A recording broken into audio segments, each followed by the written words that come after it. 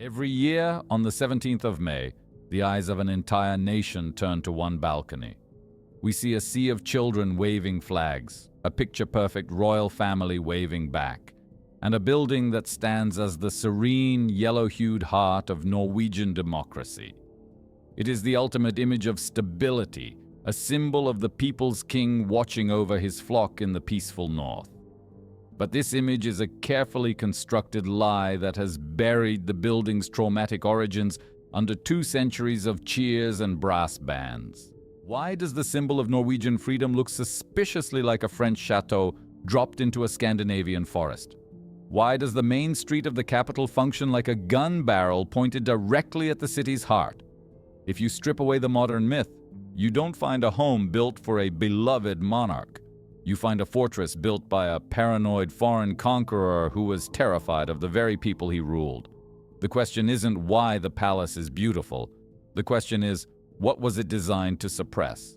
The mainstream history books will tell you that the royal palace in Oslo is the organic heart of the modern Norwegian state, a residence that grew out of the nation's need for a sovereign home. They sell it as a symbol of independence, the benevolent backdrop for the Constitution Day parades where the monarchy and the people celebrate their unity. It is painted as a modest, approachable house for a modest, approachable dynasty. But if you scratch the pastel yellow plaster, you find the cold iron of a colonial prison cell. This building was never intended to be a symbol of Norwegian freedom. It was engineered as a weapon against it. The man who ordered its construction, King Charles John, born Jean-Baptiste Bernadotte, was not a native father figure.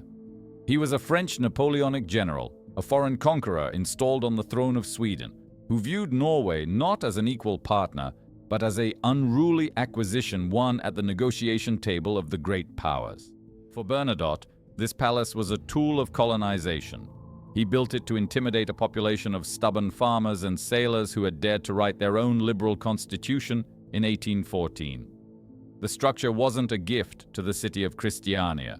It was a gilded leash designed to remind the Norwegians exactly who held the other end of the chain.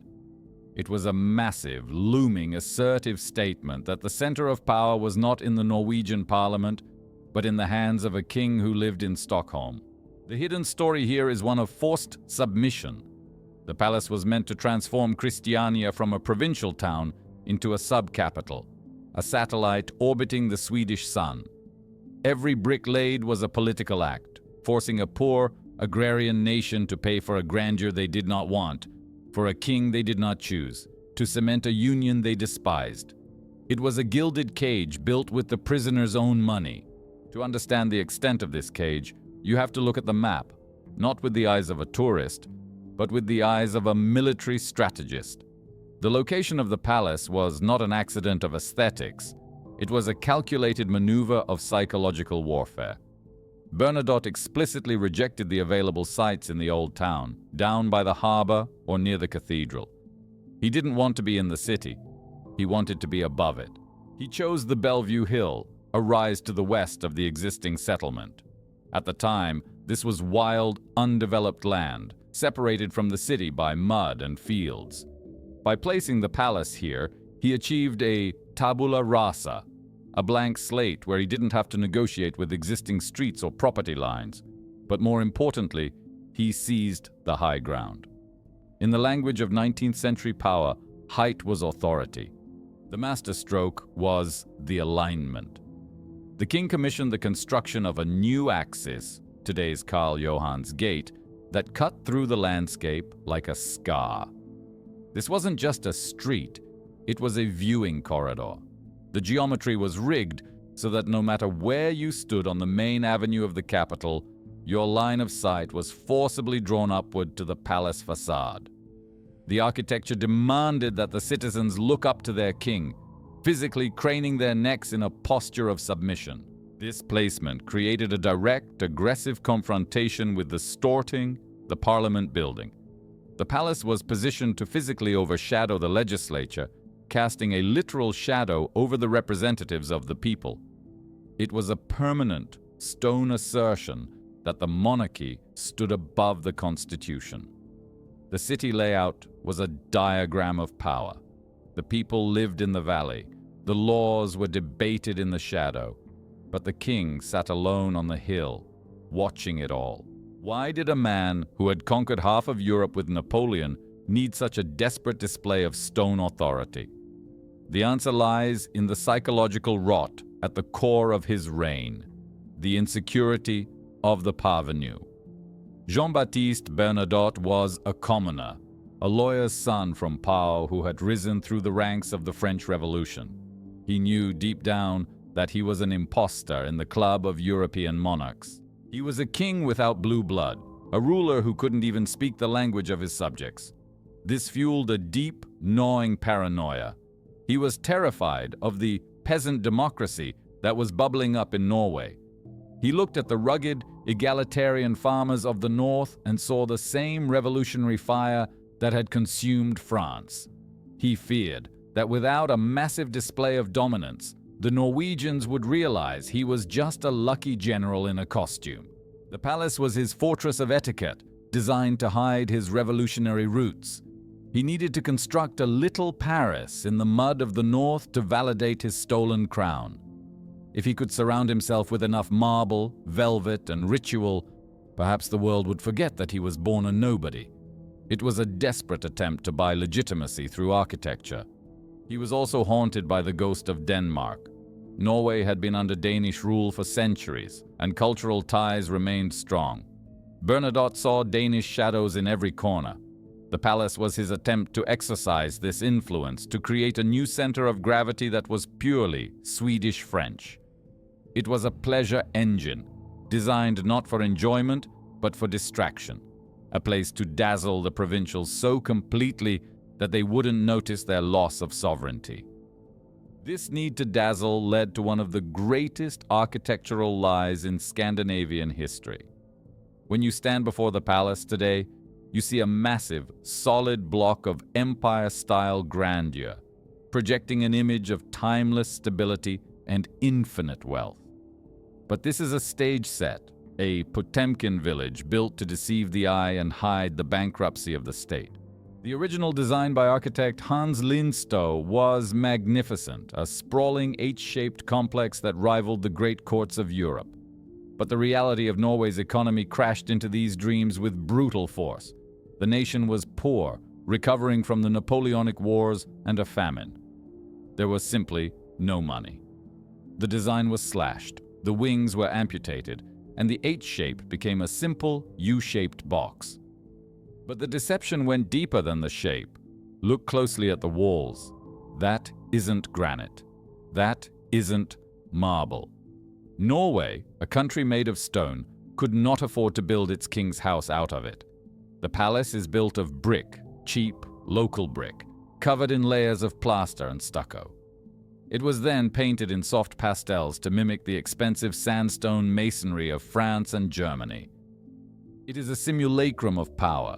The columns are fake. The rustication is drawn on.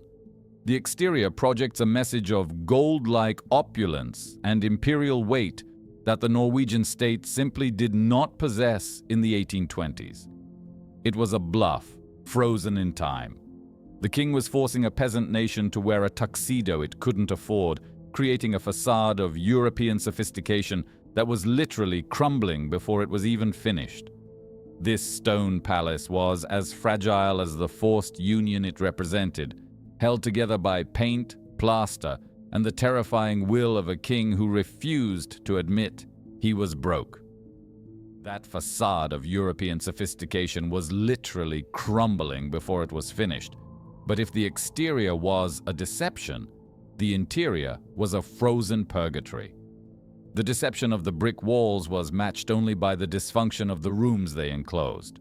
We imagine palaces as warm, glowing sanctuaries of power, but for the first several decades of its existence, the royal palace in Oslo was essentially uninhabitable, a golden shell that was hostile to human life. The layout followed the rigid, antiquated apartment system of the great continental monarchies, a design philosophy that prioritized social distance over comfort. The King's Wing and the Queen's Wing were distinct, fortified territories separated by vast, echoing distances. They met only in the formal reception rooms, turning their marriage and family life into a scheduled state affair. This was architecture designed to prevent intimacy, enforcing a cold, ceremonial existence where every movement was a public performance. But the emotional coldness was nothing compared to the physical temperature. The palace suffered from a fatal hidden flaw. It was built by architects who were dreaming of Paris while building in the subarctic. The heating systems were primitive and woefully inadequate for the harsh Norwegian winter. The insulation was non-existent. For the vast majority of the year, this massive stone box was a refrigerator. It was, for all intents and purposes, a summer house for a king who lived comfortably in Stockholm and only ventured north when the snow melted. On the rare occasions the royal family visited during the colder months, the conditions were Dickensian. Diaries from the court reveal a humiliating reality behind the grandeur. The ink would literally freeze in the inkwells inside the king's private study. Think about the absurdity of that image. The monarch, trying to sign decrees to rule his freezing northern domain, had to thaw his pen before he could write his name. It was a building designed for ceremony, not for living. A drafty stage set meant to host balls for a local aristocracy that didn't even exist. Norway had no counts or dukes, only wealthy merchants and civil servants, so the palace stood as a cavernous, empty vessel, waiting for a cast of characters that never arrived, shivering in the dark. This shivering void stood atop a hill that was itself a lie, for the king's war against reality extended beyond the walls and into the very earth itself. The Slottsparken, palace park that surrounds the building today, is cherished as a green lung of the city, a place of romantic ponds and weeping willows. But in the 1820s, this was not a park. It was a battlefield where the monarchy waged war against the rugged Norwegian geography. The site, Bellevue, was not a gentle garden. It was a chaotic mix of rocky outcrops and deep, malarial swamps. To Charles John, this untamed terrain was an insult. It represented the wildness of Norway that he was desperate to civilize. The construction of the park was a massive terraforming project, an early attempt at environmental engineering designed to erase the native landscape and replace it with a civilized, continental fantasy. He didn't just plant trees, he reshaped the geology. The iconic, picturesque ponds that tourists photograph today were not aesthetic choices born of a love for water. They were desperate engineering solutions. The hill was so swampy that the foundation of the palace was at risk of sliding into the mud. The ponds were dug to drain the wetlands, channeling the water away from the heavy masonry. Every curve of the path, every cluster of trees, was calculated to impose a foreign order. The king was importing the English landscape style, a completely artificial attempt to mimic natural beauty, onto a land that was already aggressively natural. He leveled the hills, filled the hollows, and smoothed out the rough edges of the Nordic earth.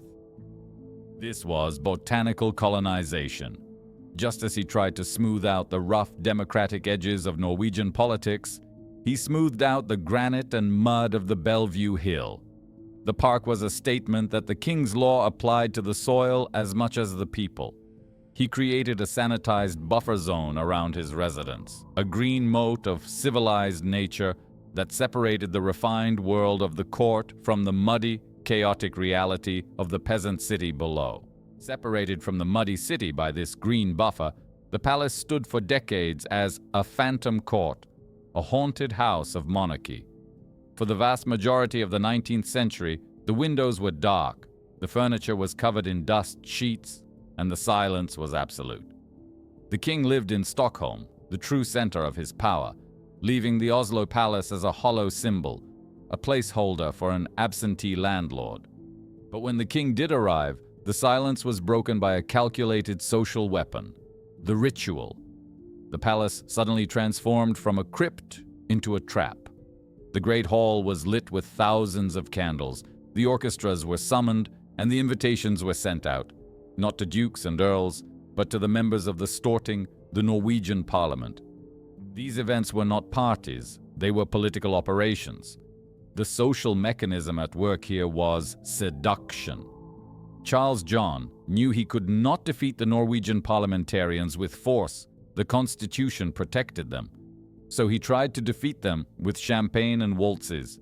He used the glamour of the palace to bribe their egos. Imagine the scene.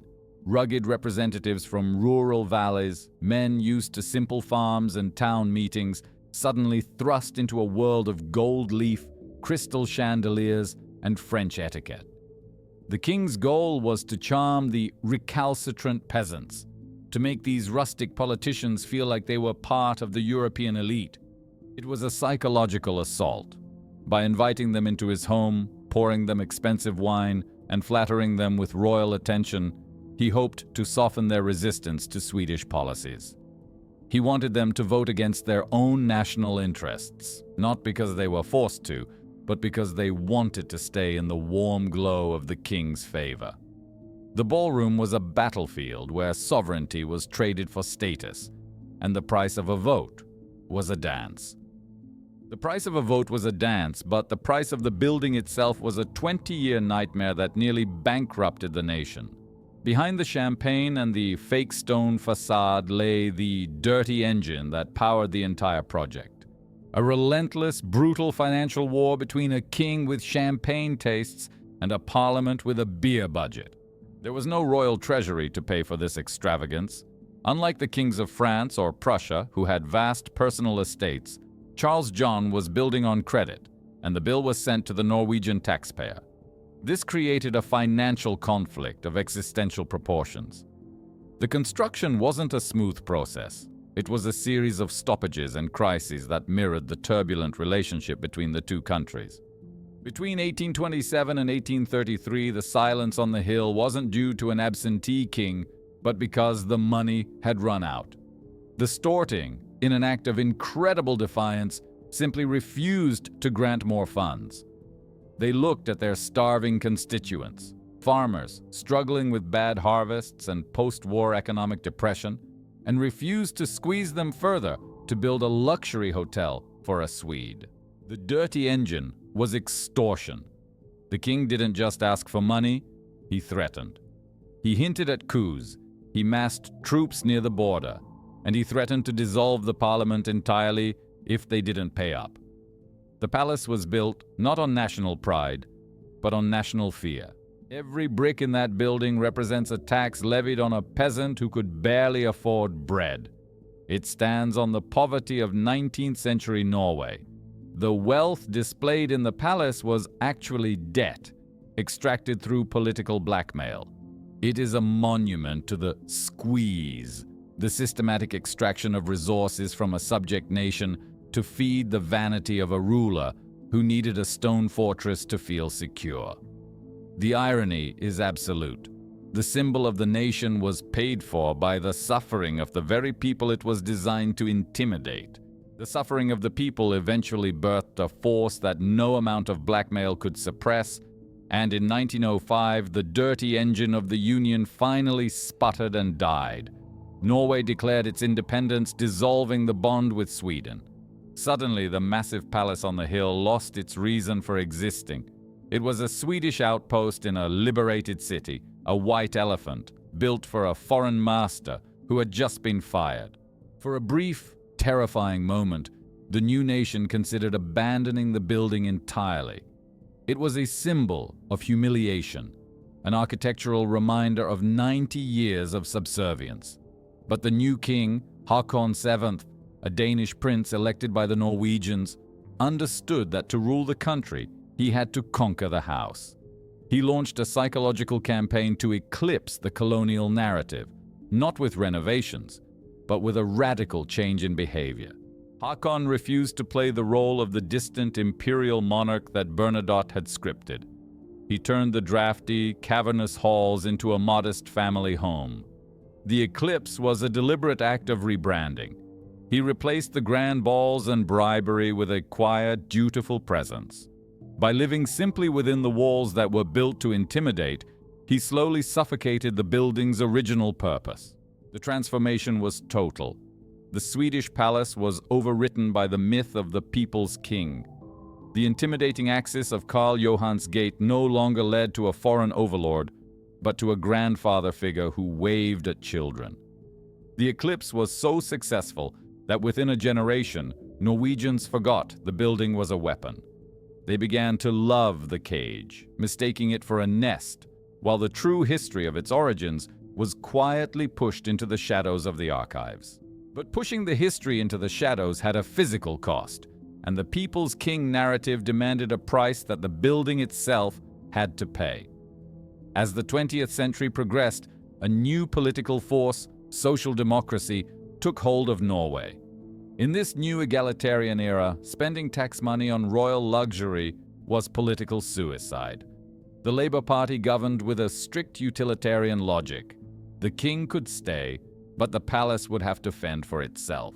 By the late 1900s, under King Olav Fiffle, the residence had devolved into a literal death trap. The arithmetic of decline was brutal. Zero investment equals accelerated entropy. The electrical system was a museum piece from the late 19th century, a spiderweb of cloth-covered wires that sparked behind the silk wallpapers. Fire marshals whispered that the building was a tinderbox waiting for a single short circuit to incinerate the monarchy. The rot went deeper than the wiring. The roof, neglected for decades, began to fail. Water seeped into the attic, turning the structural timbers into mulch. Staff members reported dodging chunks of falling plaster in the corridors. The kitchen sanitation was so archaic it violated every modern health code. The palace was rotting from the inside out, a decaying husk hidden behind a brave face. This neglect was not an accident. It was a strategy. For the social democratic government, a crumbling palace was better PR than a renovated one. It proved that the king was one of us, suffering the same budget cuts as the rest of the public sector. The state let the building rot to prove its egalitarian credentials, turning the royal residence into a martyr of austerity. The palace was allowed to survive only as long as it didn't cost anything, balancing precariously on the edge of condemnation. The palace balanced on the edge of condemnation until 1991, when the new king, Harald V, finally looked at the ruins and decided that the charade had to end. He ordered a total renovation, breaking the taboo of austerity. But when the scaffolding went up, the arithmetic of decline exploded into a full-blown national scandal. The initial budget estimates were laughed away by the reality of the rot. The cost ballooned to over 500 million krona. The press went feral. Newspapers that had praised the modest monarchy suddenly attacked it with vicious fury, accusing the king of raiding the public purse. The rescue of the building became a public relations disaster, ripping open the old wounds of class and privilege that the eclipse had tried to hide. But the renovation revealed the ultimate irony of Bernadotte's original deception. The fake stone facade, that brick and stucco lie from 1825, turned out to be a curse. Real stone endures, but stucco requires constant, specialized, and incredibly expensive maintenance. The cheap solution of the 19th century had become the financial black hole of the 20th. Restoring the illusion of grandeur cost more than actual grandeur would have. The craftsmen had to hand sculpt the plaster details, recreating the stage set brick by brick. The palace was saved, transforming into a modern museum in the summer months, but it stands today as a paradox, a symbol of Norwegian stability that is structurally dependent on a foundation of lies and a maintenance bill that will never end. The maintenance bill will never end, but neither will the relevance of the story, because the royal palace in Oslo teaches us a profound lesson about the nature of power. The philosophical takeaway is that symbols are malleable. Architecture is not destiny. This building proves that a structure erected as a tool of oppression and foreign domination can be hijacked by the very people it was meant to subdue. The palace was designed to be a gilded leash for a conquered nation. It was built to make Norwegians feel small. Yet today, it is the focal point of national pride, the beating heart of the Constitution Day celebrations. The Norwegians didn't tear it down. They occupied it. They rewrote the software of the building without changing the hardware. They proved that the meaning of a monument is not set in stone, but is defined by the people who stand on the balcony.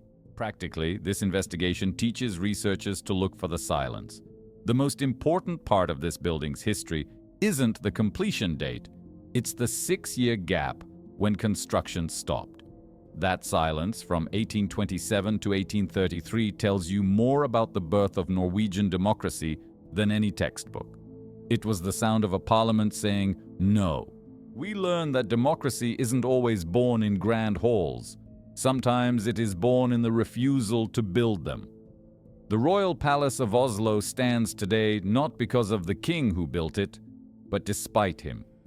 It is a monument to the fact that a free people can live inside the shell of absolutism and make it their own. Democracy has literally occupied the fortress of its enemy, and every May 17th, the children waving flags are the ultimate victory over the ghost of the paranoid general who tried to tame them. These investigations prove that every postcard-perfect landmark is hiding a skeleton in its foundation. Unearthing these stories takes time, resources, and a refusal to accept the official brochure. If you believe that history should be an autopsy and not a lullaby, hit that like button and subscribe. And I need your help for the next case. Which beloved monument do you suspect is lying to you? The Taj Mahal? The White House? Tell me in the comments, and we will start the dig.